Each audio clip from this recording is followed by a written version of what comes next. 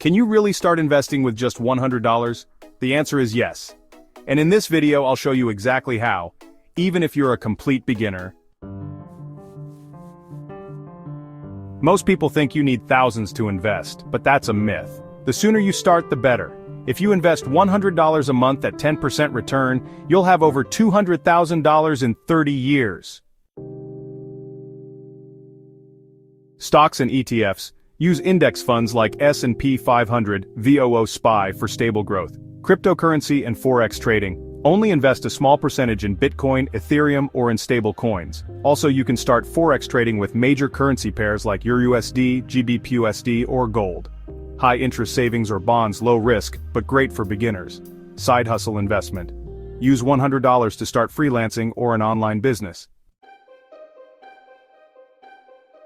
Don't put all $100 in meme stocks or unstable crypto hype. Avoid high-fee brokers that eat into your profits.